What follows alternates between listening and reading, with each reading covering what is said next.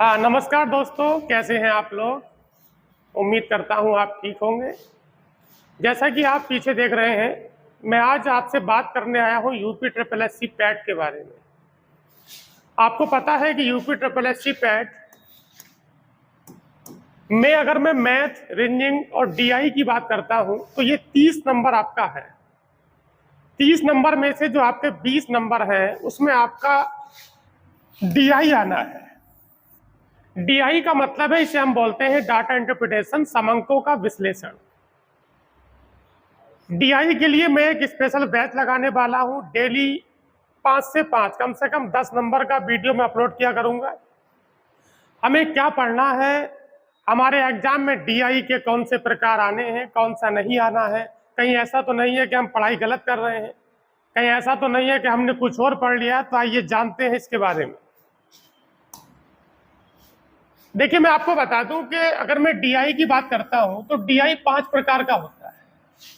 Overall अगर मैं DI की बात करूंगा, चाहे मैं एसएससी की बात करूं, बैंक की बात करूं, या मैथ्स के दृष्टिकोण से बात करूं, या रीजनिंग के दृष्टिकोण से बात करूं, तो जो डीआई है, जो डाटा इंटरप्रिटेशन है, जो समंकों का विश्लेषण है, ये 5 प्रकार का है। अब 5 प्रकार के कौन कौन से हैं? सबसे पहले आपका टेबुलर आता है, इसे टेबल बोलते हैं। ये टेबल वाला डीआई है। ये जो आपका टेबल वाला डीआई है, इसे हम सारणी वाला बोलते हैं। सारणीबद्ध होता है, इसमें इस प्रकार की टेबल बनी होती है। इसमें टेबल बनी होती है, टेबल में डेटा भरा होता है।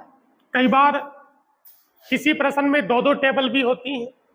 तो ये सवाल टेबल का है।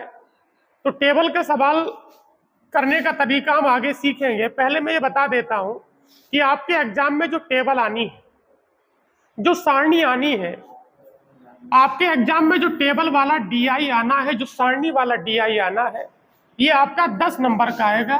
ये आपके 10 सवाल होंगे। 10 नंबर का एक डीआई नहीं होगा, मैं आपको बता देना चाहता हूं। 10 नंबर का एक डीआई नहीं होगा, 10 में 2 होंगे। एक आपका 5 का होगा और फिर एक आपका दूसरा भी 5 का होगा। 5-5 के 2 डीआई आपके टेबल के होंगे, सारणी के होंगे। हम इसे करना सिखाएंगे बाद में। अब बात करते हैं आगे। दूसरा वाला है बार ग्राफ। जो बार ग्राफ है उसे हम दंडारेख बोलते हैं। दंडारेख डीआई आपके एग्जाम में आएगा। ये 5 नंबर का होगा। इसमें प्रश्नों की संख्या 5 रहेगी। दूसरा वाला है आपका लाइन ग्राफ। अगर मैं बार ग्राफ की बात करता हूं तो बार ग्राफ के सवाल कुछ इस टाइप के होते हैं। इसे हम लोग दंडारेख कहते हैं।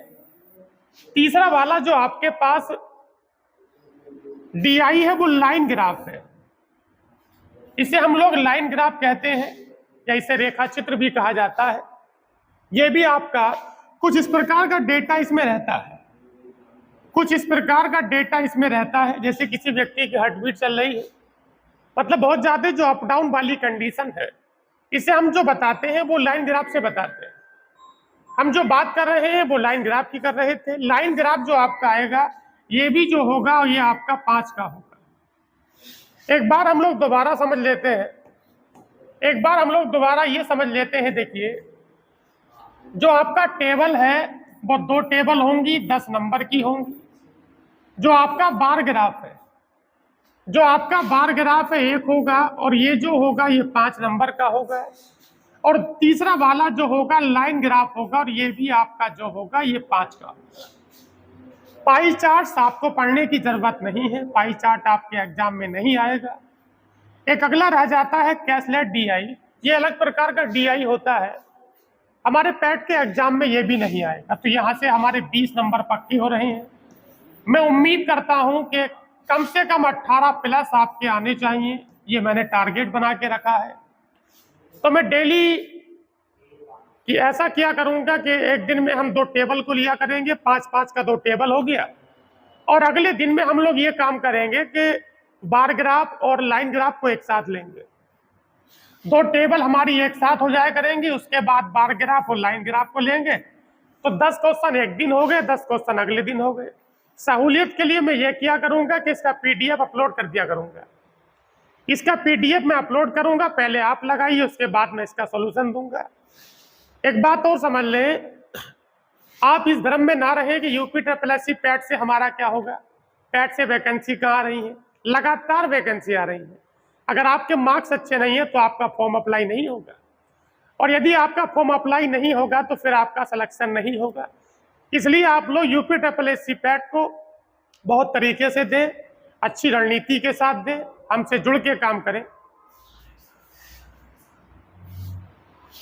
और इसके अलावा ये कोई बेकार चीज नहीं है। आपको लगता है कि यूपी SSSC पैट के बाद ये तो बेकार है, ऐसा नहीं है। DI हर एग्जाम में आता है।